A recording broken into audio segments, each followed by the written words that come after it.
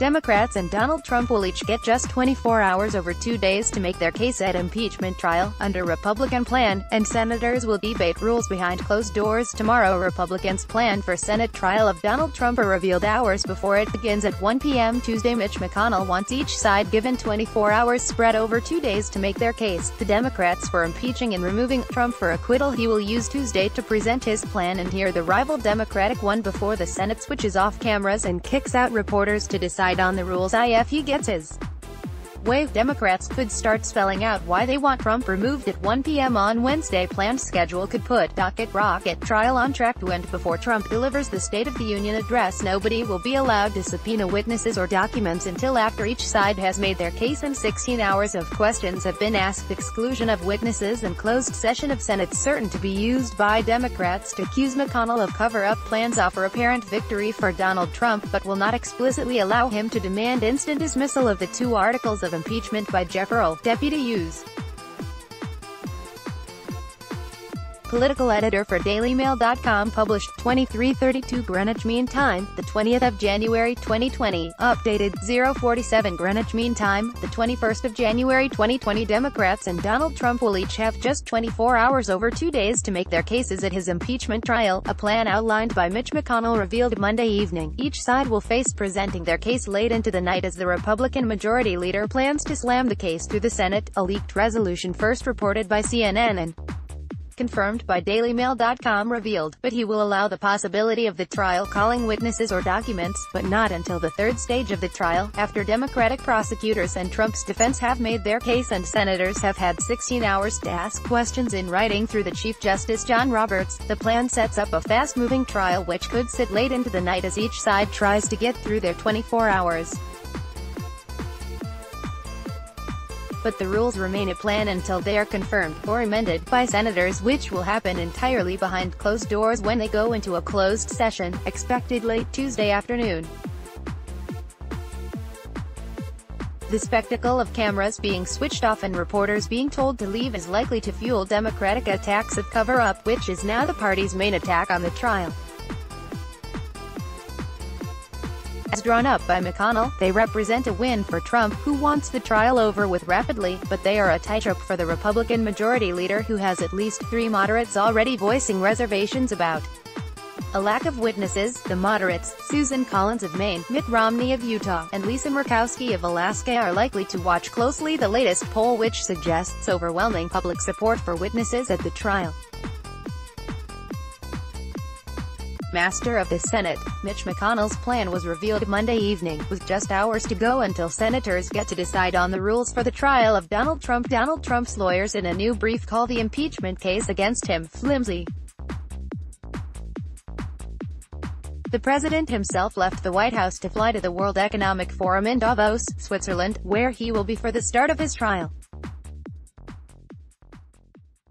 He said nothing as he left the White House. The rules do not offer an explicit chance for Trump's lawyers to ask to dismiss the articles against him before Democrats make their case, but do allow them to do so on their own initiative as early as Wednesday morning. Republican senators have already said they would mostly vote against instant dismissal, and its absence from the 4-page rules package suggests it is unlikely Trump would instruct his lawyers, led by Pat Cipollone, the White House counsel, and his private attorney Jay Sekulow, to try, under the terms being proposed by McConnell, who controls 53 of the 100 Senate seats and needs 51 of them to get his rules approved. The timetable for the first day of the trial would be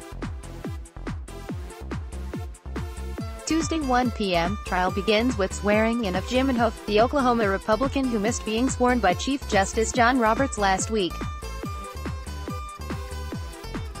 Tuesday afternoon, McConnell presents his plan, formally called the motion, on how the trial should proceed and has 2 hours to do so. 3:30 p.m. or so, Chuck Schumer, the minority leader, gets to present his plan and also has 2 hours to lay it out. By 6 p.m., the Senate will go into closed session, meaning cameras are switched off, reporters are thrown out, and senators debate the proposal unwatched and unrecorded. The rules for that debate are unknown. Tuesday evening, the Senate should return to an open session to vote on the final rules. If that happens and senators agree with McConnell's plan, what happens next would be Wednesday 9 a.m., deadline for Trump's team to ask for an instant dismissal of the articles of impeachment, a possibility which Republicans have said would not pass the Senate. House Democrats can make their own motions about the trial but cannot demand witnesses be subpoenaed. 11 a.m. Each side has until then to file their response to motions put forward. 1 p.m. The trial begins in earnest. If there are no motions to deal with, the Democrats start making their case, and assuming that happens,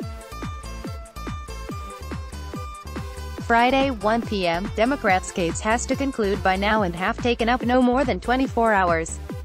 There are no restrictions on staying up late. Friday, 1 p.m., Trump's side begin making their case. Monday, January 27, 1 p.m., Trump's defense has to conclude by now and have taken up no more than 24 hours. There are no restrictions on staying up late. Monday afternoon, senators now have 16 hours to ask written questions. Roberts decides which to answer and in what order and reads them out to the Democrats and Trump's attorneys. After that, each side has 4 hours to make the case for any witnesses they want to subpoena. Each witness will be voted on individually. That is where clarity on the timetable ends. If there are no witnesses, the Senate could move to a rapid vote. But if there are, they would first be deposed, raising massive questions over how long that could take and whether any of their evidence would ever be in public. The timetable appears intended to slam through a trial before Trump is due to deliver the State of the Union address on Tuesday, the 4th of February. Schumer immediately blasted the McConnell proposal as a national disgrace. After reading his resolution, it's clear Senator McConnell is hell-bent on making it much more difficult to get witnesses and documents and intent on rushing the trial through, Schumer said. The contours of the trial's arguments are already clear, with less than 24 hours to go until it starts in earnest. Trump's legal team asserted Monday that he did absolutely nothing wrong, calling the impeachment case against him flimsy and a dangerous perversion of the Constitution. The lawyers decried the impeachment process as rigged and insisted that abuse of power was not a crime. The brief from Trump's lawyers, filed before arguments expected this week in the Senate impeachment trial, offered the most detailed glimpse of the lines of defense they intend to use against Democratic efforts to convict the president and oust him from office over his dealings with Ukraine. It is meant as a counter to a filing 2 days ago from House Democrats that summarized weeks of testimony from more than a dozen witnesses in laying out the impeachment case. American flags blow in wind around the Washington Monument, with the U.S. Capitol in the background at sunrise on Monday, Jan. 2020, in Washington. The impeachment trial of President Donald Trump will resume in the U.S. Senate on Jan. 21 House Intelligence Committee Chairman Adam Schiff, D. Califf, Front Left, and House Judiciary Committee Chairman, Rep. Gerald Nadler, DNY, and other House impeachment managers walked to the Senate chamber on Capitol Hill in Washington, Thursday, Jan. 16, 2020 poll says 51% of Americans want Senate to remove Donald Trump from office. Americans are split on whether the Senate should move to remove Donald Trump from office, with 51% saying a poll released Monday that he should be convicted. In the CNN SSRS poll, 45% of Americans said the Senate should not vote to convict and remove the president, and 4% of respondents said they had no opinion on the matter. But 89% of Democrats believe he should be convicted and removed from office, while only 8% of Republicans agree. Independent voters are split. The poll comes the day before the Senate is set to begin the proceedings in the impeachment trial. It also shows a slight shift from the same poll in December, which had 47% of Americans said Trump should not be removed, compared to the 45% who want to see him ousted from the White House. Of the 1,156 respondents, 58% feel Trump did abuse his power of the presidency, and 57% say it's true he obstructed the House from being able to properly investigate him. The 110-page filing from the White House shifted the tone toward a more legal response. It still hinged on Trump's assertion he did nothing wrong and did not commit a crime, even though impeachment does not depend on a material violation of law but rather on the more vague definition of other high crimes and misdemeanors as established in the Constitution. It is a constitutional travesty, the lawyers wrote. The document says the two articles of impeachment brought against the president, abuse of power and obstruction of Congress, don't amount to impeachment offenses. It asserts that the impeachment inquiry, centered on Trump's request that Ukraine's president open an investigation into Democratic rival Joe Biden, was never about finding the truth. Instead, House Democrats were determined from the outset to find some way, anyway, to corrupt the extraordinary power of impeachment for use as a political tool to overturn the result of the 2016 election and to interfere in the 2020 election, Trump's legal team wrote. All that is a dangerous perversion of the Constitution that the Senate should swiftly and roundly condemn. The Senate should speedily reject these deficient articles of impeachment and acquit the president, according to a summary. Trump's team continues to attack the abuse of power articles voted through the House, which lawyer Alan Dershowitz has argued does not constitute a crime. House Democrats' newly invented abuse of power theory collapses at the threshold because it fails to allege any violation of law whatsoever, they write. The prosecution team of House managers was expected to spend another day on Capitol Hill preparing for the trial, which will be under heavy security. Before the filing, House prosecutors arrived on Capitol Hill to tour the Senate chamber. Earlier Monday, Trump claimed Democrats didn't want fired National Security Advisor John Bolton to testify. Counselor to the president Kellyanne Conway told Fox News the president may exert executive privilege to prevent Bolton from testifying before the Senate. House should have called John Bolton if they were so anxious to hear from them, she said. Very little, although the president may exert executive privilege. The impeachment case accuses Trump of abusing power by withholding military aid from Ukraine at the same time that the president was seeking an investigation into Biden, and of obstructing Congress by instructing aides to not participate. Trump's team contended Monday that even if Trump were to have abused his power in withholding the Ukraine military assistance, it would not be impeachable, because it did not violate a specific criminal statute. Opening arguments are expected within days following a debate Tuesday over rules, including about whether witnesses are to be called in the trial. Trump signaled his opposition to witnesses, tweeting Monday, "They didn't want John Bolton and others in the House. They were in too much of a rush. Now they want them all in the Senate.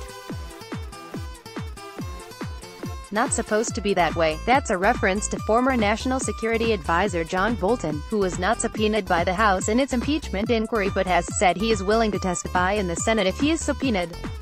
The White House brief argues that the articles of impeachment passed by the House are structurally deficient because they charge multiple acts, creating a menu of options as possible grounds for conviction. The Trump team claims that the Constitution requires that senators agree on the specific basis for conviction, and that there is no way to ensure that the senators agree on which acts are worthy of removal. The Trump lawyers accused Democrats of diluting the standards for impeachment, an argument that echoed the case made Sunday by one of Trump's attorneys, Alan Dershowitz, who contended in talk shows that impeachable offenses must be criminal-like conduct. That assertion has been rejected by scholars, and Rep. Adam Schiff, the Democratic chairman of the House Intelligence Committee, called it an absurdist position. Earlier Monday, President Trump took up his own impeachment defense, complaining that he got zero fairness during a House inquiry and claiming Democrats didn't want Security Advisor John Bolton as a witness. Trump made his case Monday on the eve of the debut of arguments in his Senate impeachment trial, amid a still unresolved debate and speculation about whether a rump group of Republicans will join Democrats to push for witnesses. Bolton, Trump's fired National Security Advisor, has become a key figure, following testimony by other witnesses that he called the Ukraine policy being carried out by Rudy Giuliani, the White House acting chief of staff, and a U.S. Ambassador, a drug deal. Trump complained he got zero fairness in the House inquiry. Trump tweeted that Democrats didn't want John Bolton to appear. Although they sought his testimony, they didn't want John Bolton and others in the House, Trump said. Of the Democratic impeachment inquiry and his fired national security advisor, read the articles of impeachment against Donald Trump in 1,414 words. The articles of impeachment passed by the House of Representatives lay out 2 charges against President Donald Trump.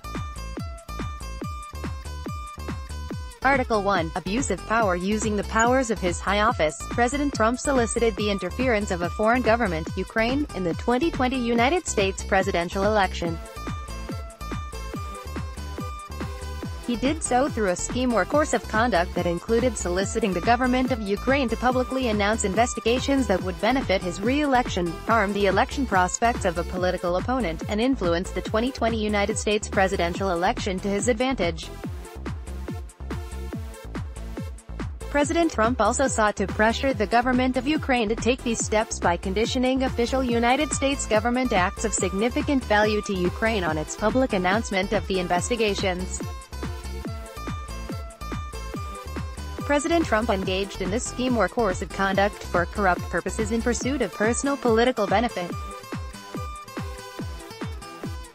In so doing, President Trump used the powers of the presidency in a manner that compromised the national security of the United States and undermined the integrity of the United States democratic process. Article 2. Obstruction of Congress. As part of this impeachment inquiry, the committees undertaking the investigation served subpoenas seeking documents and testimony deemed vital to the inquiry from various executive branch agencies and offices, and current and former officials. In response, without lawful cause or excuse, President Trump directed executive branch agencies, offices, and officials not to comply with those subpoenas.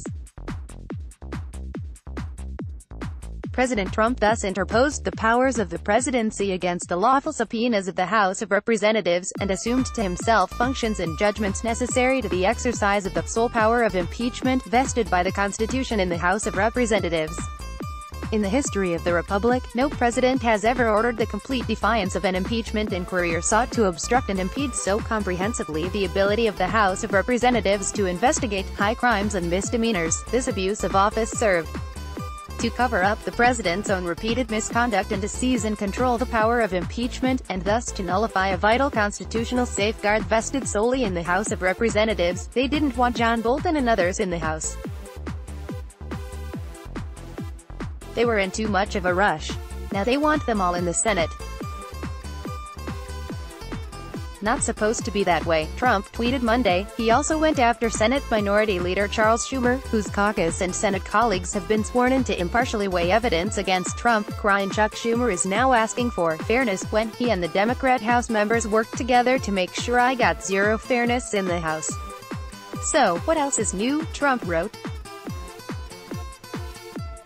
The House invited Bolton to testify in its impeachment inquiry, but the fired national security advisor then joined an effort to seek a ruling from a federal judge about whether he could appear.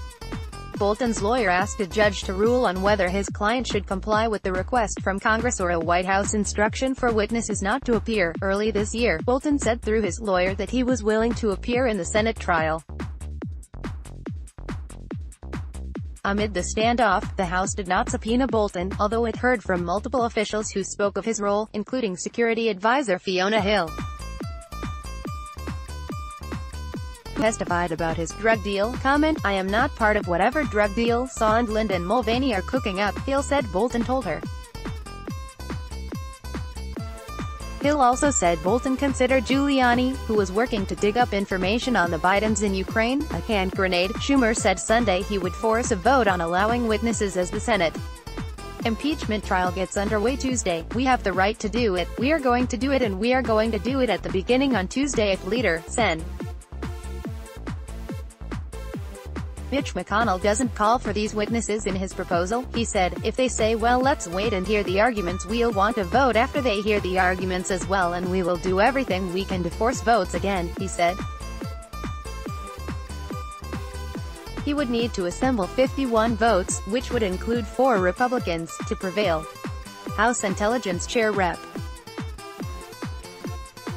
Adam Schiff said of Bolton this year, after the House had already voted out 2 impeachment articles, "If we are proceeding in a rational way where we are trying to be fair to the president and fair to the American people, he should testify before the triers of fact, which are the senators." Trump's push against witnesses comes as key Republicans including Utah Sen. Mitt Romney and Susan Collins of Maine have spoken about witnesses. Romney says he would like to hear from Bolton, and Collins has said she is likely to back a motion to hear from witnesses. Democrats have demanded the Senate hear from witnesses for there to be a fair trial, after the White House refused to allow key figures like Mulaney to appear. The process fight comes days after Trump's legal team put forward the legal argument that abuse of power and obstruction of Congress, the 2 impeachment articles passed by the House, do not even constitute a crime. The articles of impeachment are constitutionally invalid on their face. They fail to allege any crime or violation of law whatsoever, let alone any high crimes and misdemeanors, as required by the Constitution, Trump's lawyers wrote in a 6-page brief released Saturday. Trump lawyer Alan Dershowitz has argued that abuse of power is not a crime, and therefore not an impeachable offense. Trump lawyer Jay Sekulow signed a 6-page defense of Trump are the result of a lawless process. Nothing in these articles could permit even beginning to consider removing a duly elected president or warrant nullifying an election and subverting the will of the American people, according to the brief, signed by Trump lawyer Jay Sekulow and White House counsel Pat Cipollone, and they wrote in response to a lengthy Democratic legal brief arguing that Trump violated his oath and abused his office. In fact, it alleges no violation of law whatsoever. House Democrats' abuse of power claim would do lasting damage to the separation of powers under the Constitution. Trump's team responded. Trump lawyer Alan Dershowitz has made a similar argument in TV appearances, as he did on ABC's This Week, Sunday. He cited Justice Benjamin Curtis and the impeachment of Andrew Johnson, who he said forwarded the argument that an impeachable offense must also be a crime. That trial involved dozens of witnesses, so I am making an argument much like the argument made by the great Justice Curtis, said Dershowitz. And to call them absurdist is to, insult one of the greatest jurists in American history. The argument is a strong one. The Senate should hear it. The House on Monday filed its own reply to the arguments put forth by Trump's team in response to the impeachment articles. President Trump maintains that the Senate cannot remove him even if the House proves every claim in the articles of impeachment. That is a chilling assertion. It is also dead wrong. The framers deliberately drafted a constitution that allows the Senate to remove presidents who, like President Trump, abuse their power to cheat in elections, betray our national security, and ignore checks and balances, House impeachment managers wrote in a document that bears all of their names. Despite President Trump's stonewalling of the impeachment inquiry, the House amassed overwhelming evidence of his guilt, they added. It did so through fair procedures rooted firmly in the Constitution and precedent. It extended President Trump protections equal to, or greater than, those afforded to presidents in prior impeachment inquiries. To prevent President Trump's obstruction from delaying justice until after the very election he seeks to corrupt, the House moved decisively to adopt the 2 articles of impeachment. Still, new evidence continues to emerge, all of which confirms these charges. They added, Americans are split on whether the Senate should vote to convict and remove Donald Trump from office. 51% say he should be removed, while 45% say he should not. The Trump Dream Team, whose defending president and Senate-led counsel, Pat Cipollone, White House counsel millionaire conservative Catholic father of 10 who has little courtroom experience. Strong, silent type who has earned praise from Trump's camp for resisting Congress's investigations of the Ukraine scandal. Critics accused him of failing in his duty as a lawyer by writing nonsense letters to reject congressional oversight. His background is commercial litigation, and as White House counsel is the leader of the Trump administration's drive to put conservative judges in federal courts. Trump has already asked aides behind the scenes if he will perform well on television. Jay Sekulow, president's personal attorney, millionaire, one-time IRS prosecutor with his own talk radio show, self-described Messianic Jew who was counsel to Jews for Jesus. Longtime legal advisor to Trump, but he is himself mentioned in the Ukraine affair, with Lev Parnas saying that he knew about Rudy Giuliani's attempts to dig dirt on the Bidens but did not approve. Michael Cohen claimed that Sekulow and other members of Trump's legal team put falsehoods in his statement to the House Intel Committee. Sekulow denies it. The New York Times reported that he voted for Hillary Clinton. Alan Dershowitz, Harvard law professor shot to worldwide fame for his part in the Dream Team's successful defense of O.J. Simpson, but was already famous for his defense of Claus von Bülow, the British socialite accused of murdering his wife in Rhode Island. Ron Silver played Dershowitz in Reversal of Fortune. In 2008 he was a member of Jeffrey Epstein's legal team, which secured the lenient plea deal from federal prosecutors. But Dershowitz was a longtime friend of Epstein and was accused of having sex with two of Epstein's victims. He denies it and is suing one of them, Virginia Roberts Giuffre, for libel, saying his sex life is perfect. He admits he received a massage at Epstein's home, but kept my underwear on. Registered Democrat who spoke out against Trump's election and again after the Charlottesville violence, has become an outspoken defender of Trump against the Robert Mueller probe in the Ukraine investigation. Ken Starr, former Whitewater independent counsel, famous and reviled in equal measure for his Whitewater investigation into Bill and Hillary Clinton's finances in Arkansas, which eventually led him to evidence of Bill's affair with Monica Lewinsky. He was a federal appeals judge in George H.W. Bush's Solicitor General before that role. He later became president and chancellor of Baylor University in Waco, but was removed as president in May 2016 for mishandling the investigation into allegations of multiple sexual assaults by football players and other students, then quit voluntarily as chancellor. Is the second Jeffrey Epstein defender on the team. He was present in 2008 when the plea deal with prosecutor Alex Acosta was made, which let Epstein off with just 13 months of work release. Prison. Pam Bondi. White House attorney, Florida's first female attorney general, and also a longtime TV attorney who has been a Fox News guest host, including co-hosting The Five for 3 days in a row while still attorney general. Began her career as a prosecutor before moving into elected politics. Has been hit by a series of controversies, among them persuading then-Florida Governor Rick Scott to change the date of an execution because it clashed with her re-election launch, and has come under fire for her association with Scientology. She has defended it, saying the group were helping her efforts against human trafficking. At the time, the FBI was investigating it over human trafficking. Went all in on Trump in 2016, leading "Lock Her Up" chants at the 2016 Republican National Convention.